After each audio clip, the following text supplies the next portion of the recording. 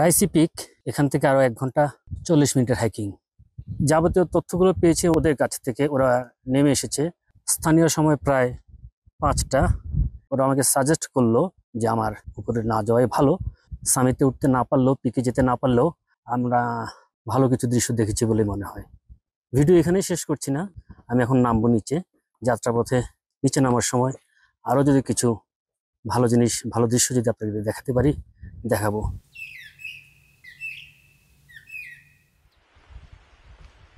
Raisi pick পর্যন্ত hiking continue করতে না পারার পেছনে মূল কারণ হলো সময়। পাহাড়ে উঠতে উঠতে অনেকবার থেমে ভিডিও করার কারণে 7.5 ঘন্টা পাহাড়ে থাকার পরও পিকে যেতে আরও 1 ঘন্টা 40 মিনিট লেগে যাবে যদি কোথাও না থেমে হাইকিং করে যাই। রাইসি যেতে যেতে সন্ধ্যা হয়ে যাবে। যেহেতু আমাকে পুনরায় পাহাড় বেয়ে নেমে আসতে হবে এবং তাতে প্রায় ঘন্টা 3 লেগে যাবে, তাই রিস্ক না নিয়ে নেমে আসার সিদ্ধান্তই নিলাম। সব হাইকাররা নিচে নেমে আসছে আর আমি পাহাড় বেয়ে একাই উঠছি দেখে বুঝলাম সময়টা এখন আর উপরে ওঠার অনুকূলে নয়। তাছাড়া সন্ধ্যার অন্ধকারে পাহাড়ে পথ চিনে হোস্টেলে ফিরতে পারবো কিনা এ সংখ্যায় তাড়াতাড়ি ফিরতি পথ ধরলাম। একটু জিরিয়ে নিচ্ছি। এবার চিন্তা করেছি একদম টানা হাঁটবো, ভিডিও আর করবো না। এই ভিডিওর উছিলায় আমি পিক পর্যন্ত যাইতে পারলাম না। ওই উঁচু থেকে নেমে এসেছি, এখন এখান থেকে যাব নিচে। আমার মনে হয় বেশিক্ষণ লাগবে না। এখন বাজে 5টা 37। আই থিঙ্ক 1.5-2 ঘন্টার মধ্যে চলে যেতে পারবো। আমার পায়ের অবস্থা এখন পর্যন্ত ঠিক আছে বলবো। একটু ব্যথা করতেছে একটা আঙ্গুল, সমস্যা নাই, কিন্তু কোনো মেজর কোনো সমস্যা হচ্ছে না। রাতের বেলায় খুব, আমি জানি পরদিন গা ব্যথা করবে। এইটা হচ্ছে আমার জুতা, আমার হাইকিং বুট। আমি যে কি খুশি হয়েছি এই জুতাটা পরে। এই জুতাটা আমি আজকেই প্রথম পরলাম। মাত্র 12 পাউন্ডের জুতা, অ্যামাজন থেকে হাইকিং বুট এত আরামদায়ক হতে পারে কল্পনার অতীত। সন্ধ্যা যেহেতু হয়ে আসছে, বেশি দেরি করা ঠিক হবে না। পথচারীও খুব একটা বেশি দেখা যাচ্ছে না। এমন একটা অবস্থা হয়েছে, চারপাশে কেউই নাই, আমি একা। ভয়ের কি মজার বা জানি না। এই এলাকায় কিন্তু ভালুক এবং শিয়ালের অবাধ বিচরণ আপনারা ইন্টারনেটে গেলেই পাবেন। হাই যাত্রায় যে কোনো সময় ভালুক কিংবা শিয়াল আসতে পারে। কিছু করতে মানা করেছে তাদের, ওরা নিরীহ, সেটা আমার বেলা থাকলেই হয়। দেখেন কেউই নাই, পুরা তাত্রা মাউন্টেন। চিন্তা করছেন ওই যে ওই জায়গাটায় গেছিলাম, ওইখান থেকে নেমে নেমে নেমে নেমে আসছি। নামতে খুব একটা খারাপ লাগছে না, কিন্তু স্টেপিংটা খুব সাবধানে দিতে হচ্ছে, কারণ উঠার সময় আপনি হ্যাচকা দিয়ে উঠে গেলেন, নামার সময় ঠিক মতো না পড়লে গোড়ালি মুচকে যাবে। বাট 2বার স্লিপ খেয়েছি, এর বেশি কিছু হয় নাই। আবার একটু জিরিয়ে নিতে বসলাম। অনেকক্ষণ হাঁটছি, হাঁটতে হাঁটতে একেবারে লেকের পাশে চলে আসছি। ওহ, অদ্ভুত সুন্দর গা জোড়ানো বাতাস। পাহাড়ের মাথায় মেঘ নেমে এসেছে, মেঘ পাহাড়ের চুম্বন। না যাই, আর বসে থাকতে ভালো লাগছে না।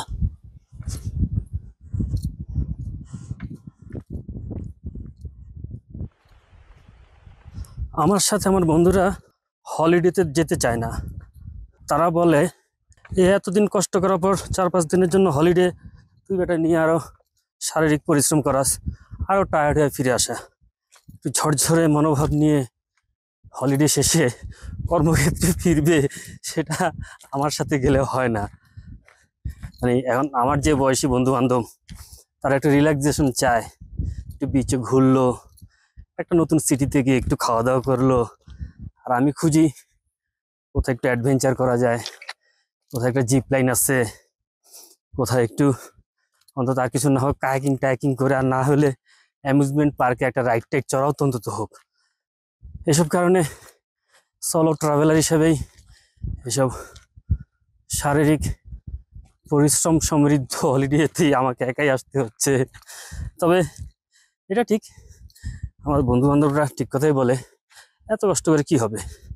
তা আমিও চিন্তা করছি একটা হলিডে অ্যাডভেঞ্চারাস হইলে পরের একটা একদম রিল্যাক্সেশন কোনো হলিডে করব।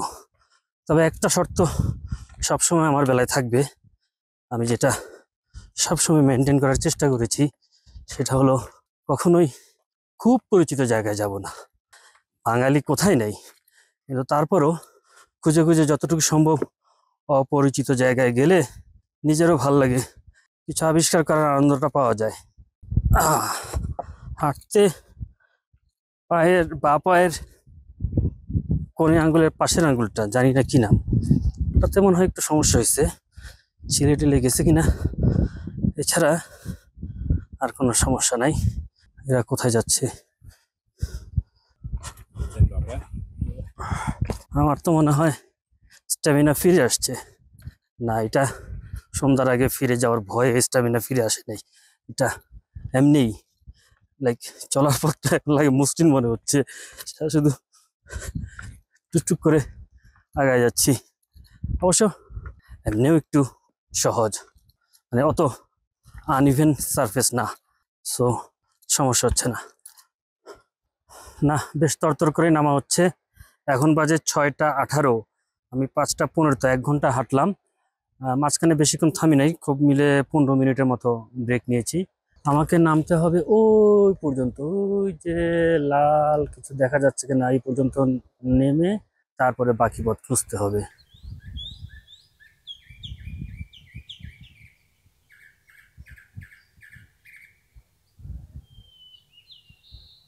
প্রচুর গাছ দেখলাম এরকম পাহাড়ে। আমি যেহেতু গাছ প্রেমী না, বৃক্ষপ্রেমী নই, তো আমি এগুলোর নাম ধাম জানার চেষ্টা করলাম না।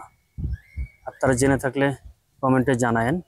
কিছু সুন্দর ফুল টুলও দেখলাম, আমি আসলে এগুলা জানি না, কিন্তু আপনাদেরকে দেখাই ফুলগুলো।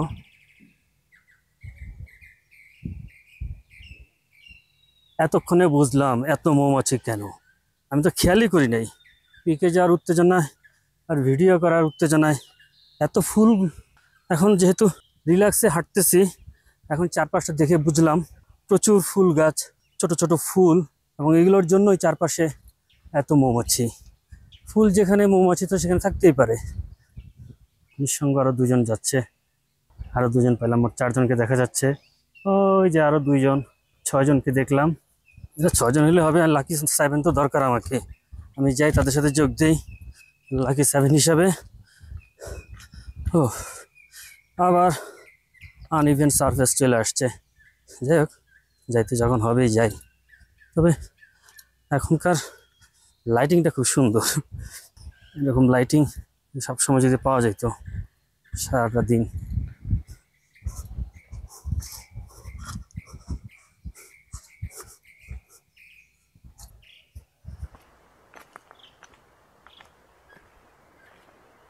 আমি এখন মনে হচ্ছে অনেক নিচে চলে আসছি।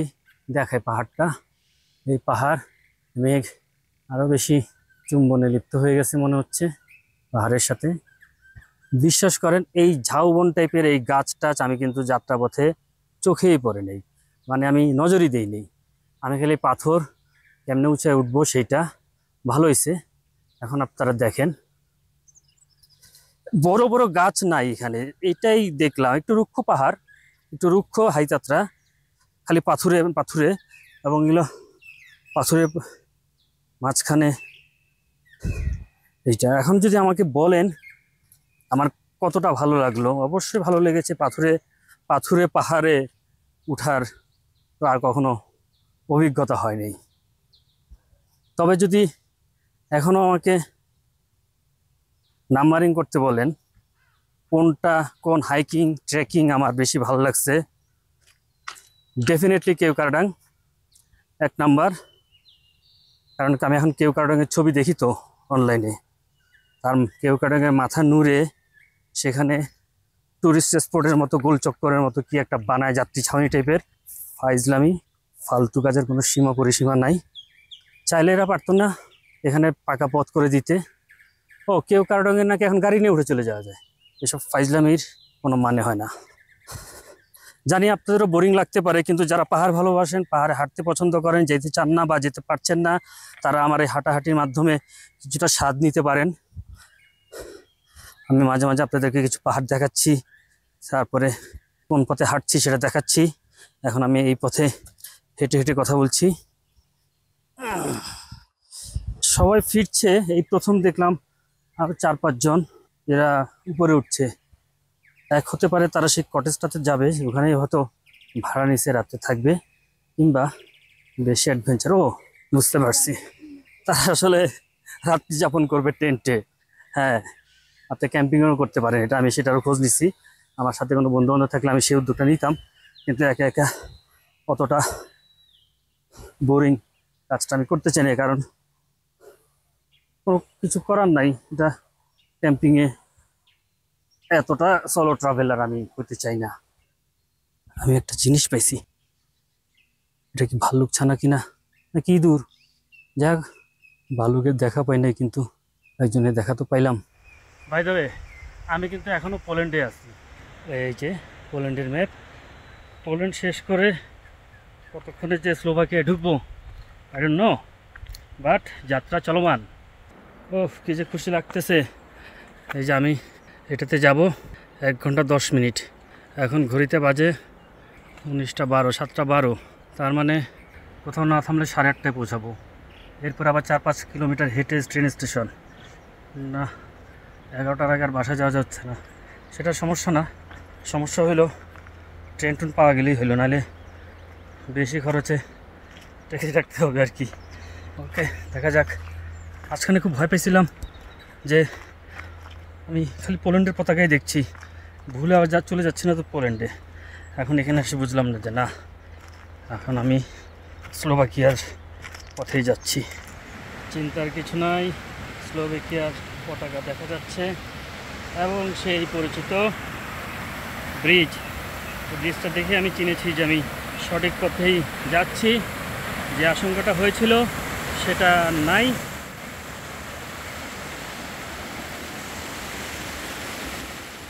বলা হয় যান্ত্রিক জীবনে মানুষ নাকি ক্রমশ একা হয়ে পড়ছে, হয়তোবা, কিন্তু পুরো প্রকৃতিকে সঙ্গে নিয়ে একা হওয়ার সুযোগ এমন পরিবেশে না এলে সম্ভব না। অবশ্য প্রকৃতির সঙ্গে থাকলে আর একা হওয়া গেল কই।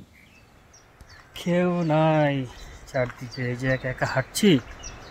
এখন যদি ভাল্লুক শেয়ার এসে আমাকে খেয়ে ফেলে, সব ঝোপঝাড় থেকে যদি বের হয়, তার ফুরায় না রে ভাই।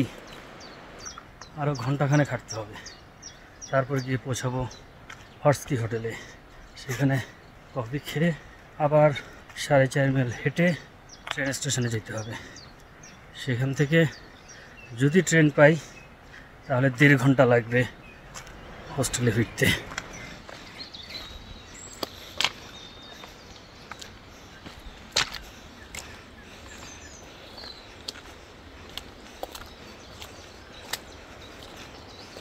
অলরেডি সন্ধ্যা হয়ে আসছে, বনের ভিতরে চলে আসছি আমি। এখন ঝুপ করে সন্ধ্যাটা না নামলেই হয়।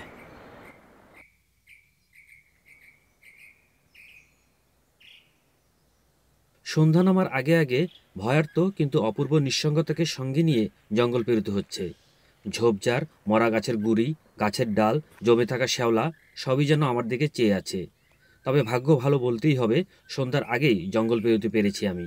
ঘড়িতে বাজে 19টা 42, আমার পৌঁছানোর কথা 8টা 22 থেকে 30-এর মধ্যে, কিন্তু আমি তো অনেক আগেই পৌঁছে গেলাম। দেখি রাস্তা দেখা যাচ্ছে, তার মানে এখান থেকে বেশিক্ষণ আর হবে না নিশ্চয়ই। একটা গিল্টি ফিলিংস ছিল নিজের কাছে যে আমি চূড়ান্ত পিকে উঠতে পারি নাই, সামিটে উঠতে পারি নাই। কতটুকু উঠলাম কিছুই জানি না, কিন্তু যখন আমি এই চলে আসলাম বড় রাস্তা, পাকা রাস্তার সাথে, তখন আমি একটা সাইনবোর্ড দেখলাম। এই সাইনবোর্ড আমার সমস্ত কনফিউশন দূর করে দিছে, আমাকে হ্যাপি বানাইছে। আমি যে কত দূর উঠছি সেটা একটা ধারণা পাওয়া যাবে। আমার যাত্রা শুরু হয়েছিল এখান থেকে, তারপরে আমি যেতে যেতে যেতে যেতে আমার যাওয়ার কথা ছিল এই জায়গায়। এটা হচ্ছে 2499, ধরেন 2500 মিটার। এবং আমি যাত্রা থামিয়েছি ছাটাপদ রাইস বে। এটা একটা কটেজ বা ক্যাফে রেস্টুরেন্ট। এর ঠিক 40 মিনিট দূরত্ব, মানে আমি যে জায়গায় থেমেছিলাম সেখান থেকে এখানে যেতে 40 মিনিট লাগবে। এখান থেকে 1 ঘন্টা 20 থেকে 30 মিনিট লাগবে বলেছে, ধরলাম 1.5 ঘন্টা লাগবে আর 40 মিনিট। তার মানে আমি এরকম কোনো জায়গায় থেমেছি অথবা আরেকটু নিচে থেমেছি, যেখানেই থামি না কেন আমি ডেফিনেটলি 1921 মিটার অতিক্রম করেছি। তার মানে 1921 হলে আমি ধরে নিতে পারি এখান থেকে যদি আমি এখানেও থামি 2000 মিটার আজকে হাইকিং করেছি, আপনাদেরকে পুরো চিত্রটা দেখাই। হ্যাঁ, 1921 মিনিমাম, বাট আই গেস দৃঢ় বিশ্বাস 2000 থেকে 2200 মিটারের মধ্যে আমি আজকে হাইকিং করেছি। ডেফিনেটলি আমার নিজের সমস্ত রেকর্ড আমি নিজেই ভাঙছি। কেওক্রাডং তো খুবই অল্প, বগালে কেওক্রাডং ভালো লাগছে। এখান থেকে আমি যাত্রা শুরু করেছিলাম এবং আমি রাইসি পছন্দ করেছিলাম হাইকিংয়ের রুট হিসাবে। এখানে দেখাচ্ছে 3 ঘন্টা 20 মিনিট। 3 ঘন্টা 20 মিনিট আমি ভাবছিলাম আমি থেমে থেমে যেহেতু যাব 5 ঘন্টায় চলে যাব, তাহলে 9:15 থেকে 5 ঘন্টা হচ্ছে 3টার মধ্যে পৌঁছে যাব। এরপরে ছবি টবি তুলে আস্তে আস্তে আরও 3 ঘন্টা 2 ঘন্টা, নামার সময় যেহেতু সবই হইলো, টাইমলি হইলো। যেটা আমি ফিরতে চাইছিলাম সেটা হইলো, কিন্তু পিকটাতে যাওয়া হইলো না। তার মানে আমি যেতেই সময় লাগাই ফেলছি, অথবা এই 9টা সময় গিয়ে লাভ নাই, ভোরে আসতে পারলে ভালোই তো। যাই হোক, আরও 50 মিনিট দেখাচ্ছে, দেখি। এখন তো সমতলে চলে আসছি, হয়তো তখন লাগবে না আমার। যাই হোক, এখন ওই যে জায়গা থেকে যাত্রা শুরু করেছিলাম হর্সি হোটেল, সেখানে গিয়ে 1 কাপ কফি খাবো। 1 কাপ কফি খেয়ে তারপর হোস্টেলের উদ্দেশ্যে রওনা দিব। আপনাদেরকে পাহাড়গুলো দেখাই। মেঘ আরও নেমে আসছে। একটা লেকের পাশে যেহেতু আছি, আমার মনে হয় হোটেল বেশি দূরে হবে না, যে হোটেল থেকে শুরু করেছিলাম। যাই হোক, আপনাদের ধন্যবাদ এতক্ষণ আমার সাথে থাকার জন্য। আর আমার মনে হয় আমার ব্লগটা এখানেই শেষ করা উচিত, অনেক লম্বা হয়ে যাচ্ছে। আপনারা বোর ফিল করছেন নিশ্চয়ই। ভালো থাকবেন। অন্য কোনো দিন অন্য কোনো ব্লগে আপনাদের সাথে দেখা হবে।